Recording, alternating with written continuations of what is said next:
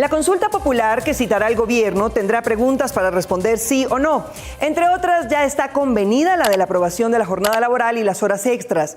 Y otra será sobre el primer empleo. Pero podrá incluso incorporar una sobre el sueldo de los congresistas. Miguel Ángel. María Fernanda, así nos lo dijo el ministro de Trabajo, quien hace parte de la comisión que el martes tendrá preparado todo el cuestionario que sería presentado a la opinión pública el próximo lunes.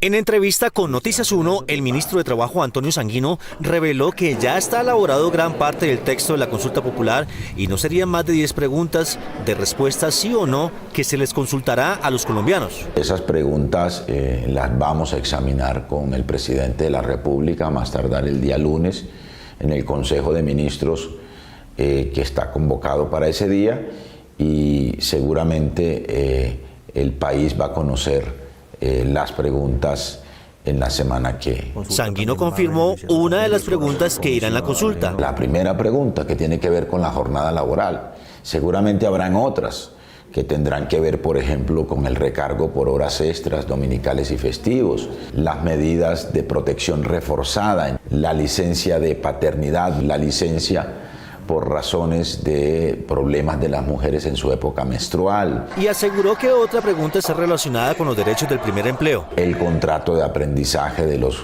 jóvenes aprendices del SENA, la prohibición de los contratos de los contratos sindicales. No descartó que se puedan incluir preguntas relacionadas con el Congreso. No sería descabellado preguntarle a los colombianos si están de acuerdo, sí o no, con reducirle el salario a los congresistas. El ministro Sanguino anunció que al margen del texto de la consulta, el gobierno tiene listo otros mecanismos para proteger a los trabajadores. Al mismo tiempo vamos a expedir un paquete de decretos. Tenemos 7 decretos listos que vamos también a revisar con el presidente de la República. Aunque reconoció que la maniobra de los 8 senadores de la Comisión Séptima fue un bloqueo institucional, el gobierno está dispuesto a discutir las diferencias. Pues nosotros hemos querido mantener las puertas abiertas al diálogo, sobre todo con los sectores que podrían entender y comprender sin mezquindades que esta es una buena reforma para el país. Sanguino advirtió que al margen de las discusiones en el Senado,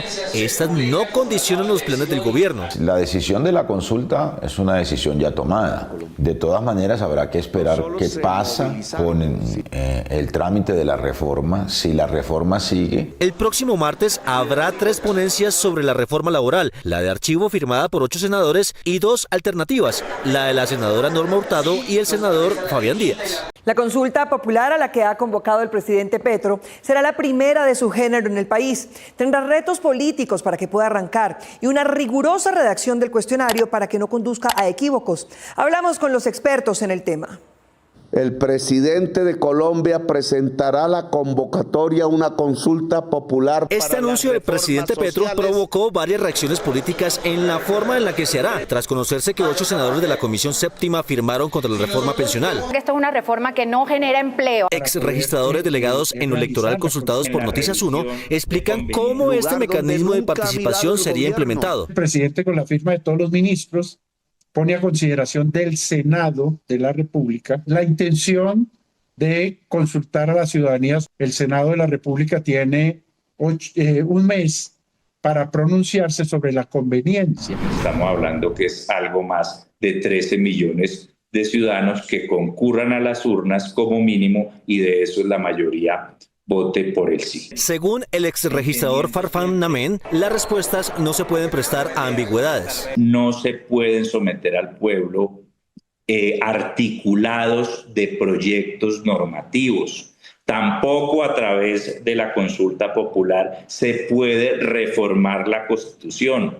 No se pueden aprobar ni derogar normas. Esta semana, la senadora del Pacto Histórico, Isabel Zuleta, sugirió incluir la reelección, pero según el exregistrador Portela, esto no sería posible. En ese artículo 197, al suprimir la reelección, dice que la única manera de modificar esa condición es a través de un referendo de iniciativa popular o a través de una asamblea constituyente. Ambos expertos prevén que la mecánica movilizará el aparato electoral de forma histórica. El Senado puede guardar silencio o puede aceptar la petición y darle viabilidad.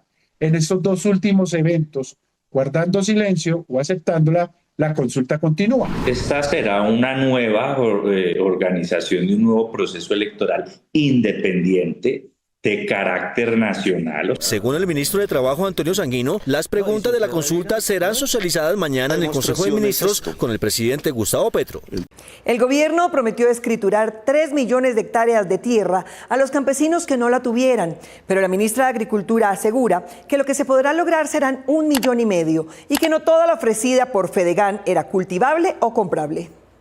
Pese a que este gobierno ha tenido un mayor avance frente a los anteriores en la entrega de tierras, la meta de comprar más de 3 millones de hectáreas será inalcanzable a 1 año y medio de culminar esta administración. El gobierno de las y los campesinos. Según la ministra de Agricultura, Marta Carvajalino, la meta secundaria es lograr la adjudicación de 1,5 millones de hectáreas. La meta sobrepasa en mucho las capacidades que tiene el gobierno nacional, eso lo hemos venido reconociendo, de 3 millones, que es la meta general del punto 1 del acuerdo de paz. Nosotros establecimos una meta secundaria de 1,5 millones, hoy vamos en 0,5 millones de hectáreas y ese 0,5 millones de hectáreas tiene que ver con el conjunto de procedimientos que nos permiten alimentar el Fondo Nacional de Tierras. Frente a la compra de tierras a los ganaderos, Fedegan ofertó más de 600.000 hectáreas, de las cuales el gremio asegura solo se han comprado 14.000.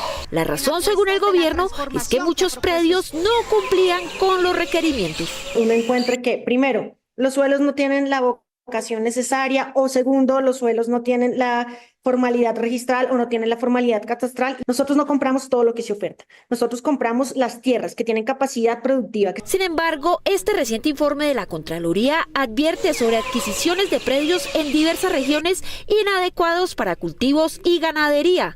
Para los ganaderos, de no corregirse las distorsiones que hay con la actualización catastral, será difícil para el gobierno comprar más tierras. Si los avalúos catastrales suben, el Estado tiene que comprar a valor mínimo catastral, y eso que la ley los obliga a vender por el valor comercial.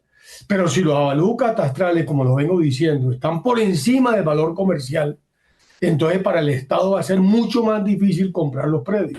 Aunque por la situación fiscal se podría afectar la compra de tierras, la meta del gobierno para este año es adquirir más de 150.000 hectáreas adicionales.